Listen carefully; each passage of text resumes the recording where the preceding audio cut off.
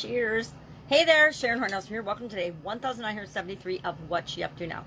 Documenting the journey in this segment of transitioning from the brick and mortar corporate world of business to the online world of business. I spent over a quarter century in corporate America while simultaneously running, operating, owning, buying, selling, growing, closing businesses in at least 27 different industries. Then, following my divorce, I decided I was old enough to retire, and I kind of look back now and wish I would have traveled for a year or so before my vision tanked, but I didn't, so we can't go back. But I decided I was curious about the internet and the online world, and so I jumped on and started learning things and trying things and experimenting in an effort, as my journey was longer than I had hoped, to figure out what was right for me and what wasn't. It's so easy and so quick, and there's such a low barrier to entry to learning and growing and doing things in the internet and on the online cloud and on the world that isn't, physical reality. There's such a low barrier to entry. It's easy to get lost in all the different paths and all the different roads we can go down. And I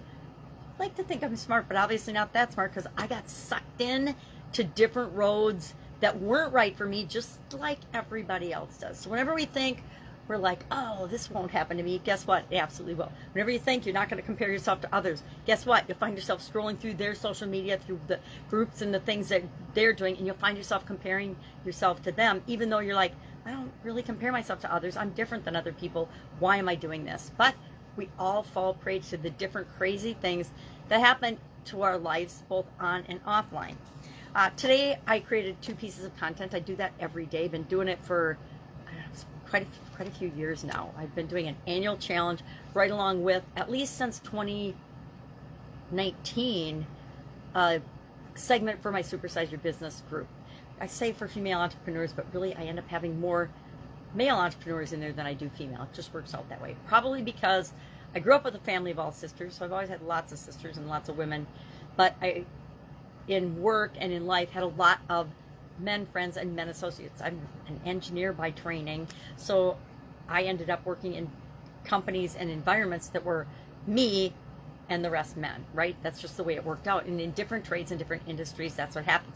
If you are a female line man or a line person, guess what?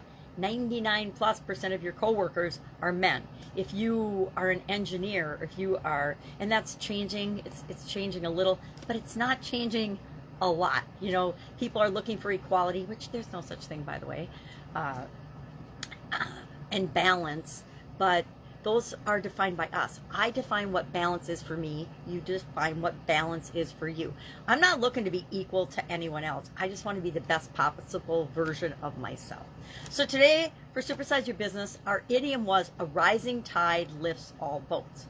Now, this is accredited to John F. Kennedy. Back when he was a senator, he used it in a speech that was meant to combat a dam project that people were accusing, probably the media and other politicians, of being a what do they call that? Let me see. I can't even remember because I haven't heard the term in so long. A pork barrel project. So we're not going to go into what a pork barrel project is, but he had this news conference, and in it he said, a rising tide lifts all ships or boats. And he used it a lot throughout his career because it spoke to the importance of making a positive difference in the world, having an abundance mindset, making the world a better place. And he was pretty much about that, right? So even though he's credited with saying it, it turns out his speechwriter found out that he didn't make it up. He didn't write it. He's like, well, I thought maybe he made it up, but he found out he didn't make it up. He had heard it. It was a New England town or village or city. I don't know what they call them out in that neck of the United States woods, but it was a slogan for a town that I don't know if he went through or he heard about, but it resonated with him. He liked it, and so he started to use it. And so he, of course, according to the internet, gets credit for it because he made it popular, but he did not actually come up with it. Not really sure of its origin. So I like this idiom. I've never used it, but I do believe that when we put good out into the world, when we set a good example, when we help people solve problems, when we're generous, when we're kind, kindness doesn't cost anything, people. We make the world a better place. And when we do that, it has a ripple effect and impacts other people. Just like when the tide rises, all the boats rise up, Not necessarily, well, in a tide, they all rise the same amount, right? But that's a topic for another day. So that was our idiom today. I like it, have never used it, don't know that I ever will use it, but I do like what it symbolizes and how it encourages us to realize we live in an abundance universe, and so we can contribute to other people. Our topic for today for the Get Your Goals Annual Challenge, we're focusing on financial goals this month, is money mindset, abundance versus scarcity mindset. And I talked about the different characteristics of each, and then I shared 15 ways you can develop an abundant money mindset, or a positive money mindset, or a healthy money mindset.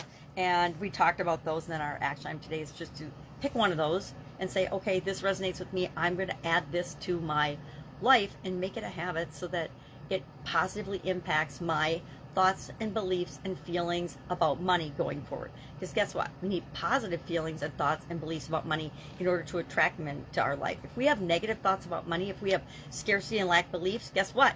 We will do everything, not on a conscious level, but on a subconscious level, to push money away.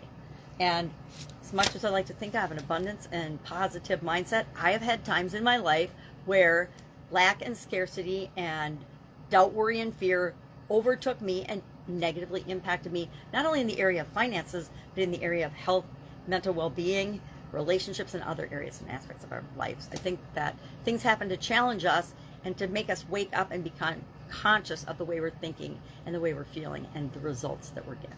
All right, that's it for today. If I can help you anyway, it's a brand new week. At least I consider Monday a brand new week. Usually Sunday I consider a brand new week, but it's a new week here. And if I can help you anyway, I'm here. Otherwise, have a great day, and I'll, of course, be with you tomorrow.